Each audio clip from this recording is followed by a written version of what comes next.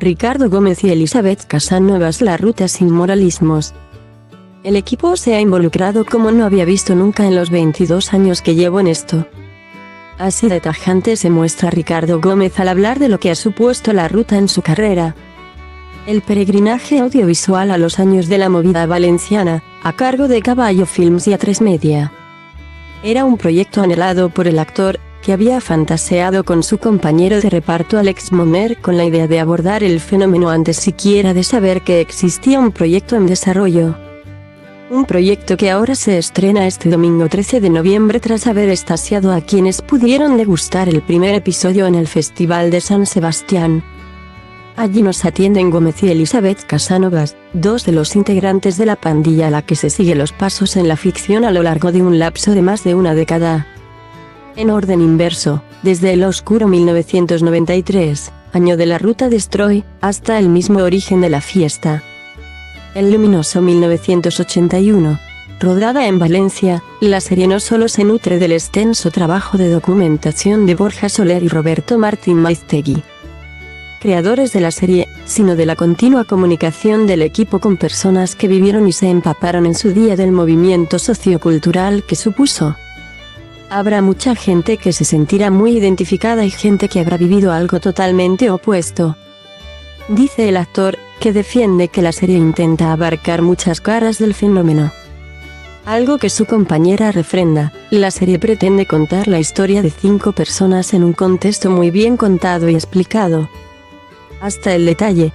Lo principal, en todo caso, es la pretensión de no observar con ojos juiciosos una historia a menudo distorsionada en el relato mediático, no trata de ser moralista. La serie ni romantiza lo que fue la ruta del bacalao ni lo juzga, afirma Gómez, que defiende el interés de acercarse a localismos como estos en el audiovisual. En el horizonte, de hecho, queda la ruta Ibiza, ya con luz verde en A3 Media, que continuará, con suerte, la experiencia tan destacada que ha supuesta esta para sus integrantes. ¿Conocías en vuestro entorno a gente que había vivido lo que fueron estos años? En el caso de mi familia, no lo conocían mucho, pero sí he hablado con gente muy cercana que lo ha vivido. Que hacía escapadas express a Valencia, porque no vivían allí, y eso es algo que se cuenta en la serie. En el segundo capítulo hay un acercamiento de gente de Asturias. Y se cuenta cómo la ruta se vivía como un lugar de asistencia de todo el país. De gente que viajaba porque quería vivir lo que se estaba viviendo en ese momento. Y no solo a nivel nacional, ahí están los vínculos con Manchester, sobre todo en los orígenes de la ruta. Y con otras partes de Europa, fueron muy fuertes. Rodar en Valencia era muy fácil acceder a cualquier persona que conocía la ruta. Todo el mundo tenía algún punto de vista, estaba vinculado de alguna forma. ¿Cuál era la frase top? Que salían los jueves y volvían los domingos. Te montabas en un taxi y el taxista te preguntaba, ¿no estaréis rodando la ruta? Bueno, pues sí te cuento. O comprando el pan, en restaurantes. Todo el mundo tiene su ruta. Y eso también es una cosa que es muy bonita. Cuando se estrene la serie habrá mucha gente que se sentirá muy identificada. Gente que habrá vivido algo totalmente opuesto y no tendrá que ver con su experiencia. Pero la serie intenta abarcar muchas caras del fenómeno. Nos encontrábamos con gente que nos decía lo que daría por volver a vivir eso. O gente que lo rechazaba, que te decía que de eso no le hablases. En ese sentido, daba respeto a abordar una parte de la historia tan importante para tanta gente. Ese era uno de los retos más fuertes. A mí me daba mucho respeto contar algo tan absolutamente local y que una gente ha vivido tanto. Pero Borja, que además es valenciano, y los creadores han estado picando piedra investigando todo y se ha tratado todo con un respeto, cariño y dedicación brutal. Ricardo, se te ve en el segundo episodio montado a lomos de un elefante. ¿Cómo fue rodar esa escena y qué supuso para tu personaje? Parecía mi cumpleaños ese día de rodaje. Era una elefanta llamada Baby, con la que estuvimos trabajando en el menor tiempo posible para no molestarla mucho. Ya lo veréis en el episodio 2. Pero como habéis visto, a mi personaje le gusta ir a lo grande y de vez en cuando lo demuestra. ¿Cómo ha sido el trabajo de representar los diferentes efectos de las distintas drogas que se consumen de forma generalizada en cada momento? Hemos trabajado desde las diferentes drogas porque una de las cosas que cuenta la serie es la evolución de la relación de esta gente. Del fenómeno sociocultural que es la ruta, de la música y de las drogas. Este primer episodio que habéis visto es el año 93, la cocaína está súper instaurada en la ruta del bacalao, y la música que se está pinchando tiene mucho que ver con el consumo de la cocaína. Y es algo que los propios pinchadiscos tenían en cuenta al elaborar los nuevos temas. Es decir, el tipo de droga porque los tipos de BH son distintos según vayamos avanzando en la serie. Es decir, hacia atrás, la gran droga de la ruta es la mescalina, que es cercana a la pastilla y que existió durante unos años y luego desapareció. Los efectos eran menos individuales, más grupales, más de disfrute, y por tanto la música tenía que ver con eso. A nivel interpretativo no es lo mismo estar drogado de una cosa que te hace estar con los demás que estar drogado de otra que te taladra. En ese sentido, había un trabajo específico con las sustancias. Teniendo en cuenta esto que ha comentado. La forma de bailar, el que pasa en la escena, junto con quien bailas, hay algo que ayuda muchísimo. En el capítulo 1, como se ve, hay conversaciones en el baño, son claramente de cocaína. Todo evoluciona. Hemos contado con un coreógrafo de la época que dependiendo del año que representásemos nos decía si la tendencia de baile era una u otra. Ahora vivimos en la época de la cadera, del reggaetón, pero teníamos prohibida la cadera. Era algo más martillero, de arriba a abajo. Hay un estudio en ese ámbito. Y sobre todo gozar de eso, de bailar. Parece un tópico, pero lo suelto, hacer una serie donde no haya móviles a nivel narrativo es muy guay. Porque no puedes resolver las cosas enviando un WhatsApp, ni te puedes entretener haciendo una foto con el móvil cuando estás de fiesta. El sentido es doble. Estás en una discoteca bailando con tus amigos simplemente bailando. A mí me parece muy interesante de la serie es el hecho de que nos ha permitido ir a fondo con el cómo estamos saliendo de fiesta. Con lo que pasa a los personajes a lo largo de la serie, se sale de fiesta para escapar del dolor. Igual que en la vida. No es lo mismo salir de fiesta para disfrutar un día que estás tristísimo o en que te acabas de separar.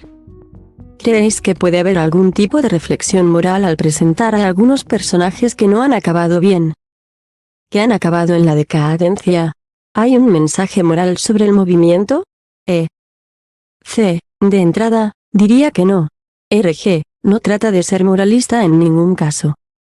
Ni romantiza lo que fue la ruta del bacalao ni lo juzga.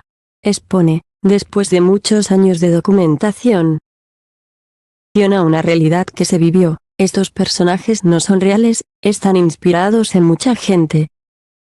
No estamos contando la vida de nadie concreto. Y luego entendemos que el espectador de 2022 es un espectador inteligente con capacidad de juzgar y formar sus propias opiniones.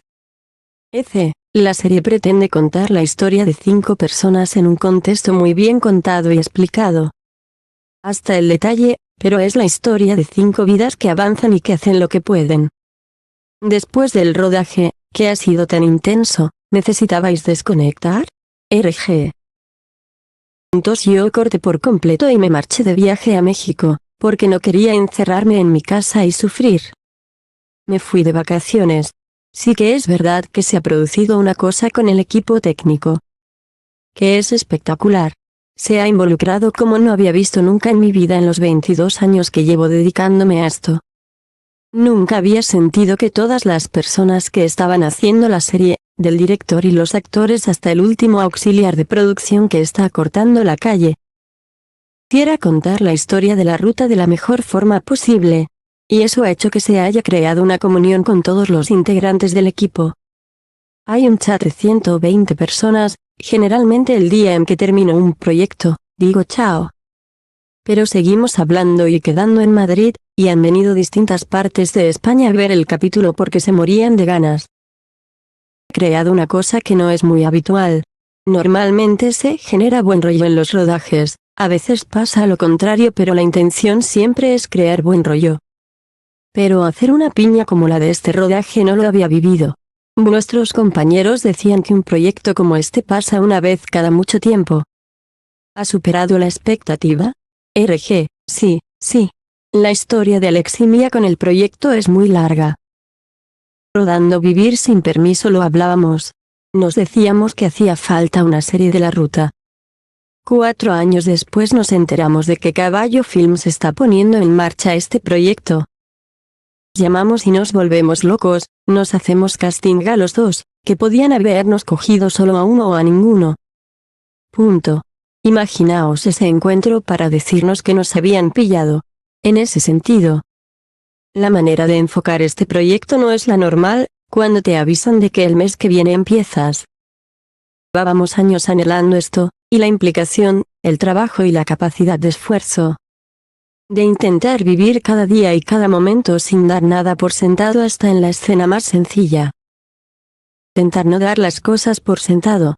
A veces te esfuerzas mucho para conseguir una cosa y luego una vez lo conseguido, dices ya está.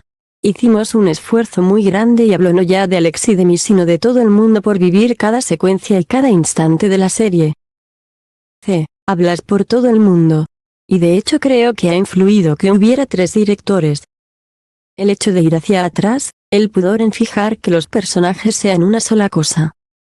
Punto. Hacer un personaje a los 30 y a los 18. ¿Qué miedo da? Ha dado mucho oxígeno que haya 3 directores que nos dieran cierta libertad en olvidar que les había pasado antes. Eso ha sido muy guay, porque hay un trabajo diario y activo, y no das nada por hecho. Eso te obliga, y hablo por mí, a estar con el otro. A mí eso me da mucho placer. Ya se ha hablado de la puesta en marcha de una especie de continuación, ambientada en Ibiza. Parece ampliar el espectro y recoger otros movimientos.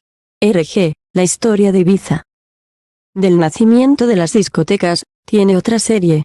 El puente que se establece cuando la ruta decae y empieza el nacimiento de lo que conocemos como la élite de las discotecas a nivel mundial. Y de cómo en una isla se juntan empresarios, futbolistas, gente del corazón. DA. Ahí hay una serie. Es verdad que había una movida gallega, en paralelo a la madrileña. Punto. Si te vas a los localismos hay muchas historias socioculturales muy interesantes en los últimos 40 a 50 años. Pero la ruta del bacalao necesitaba una ficción.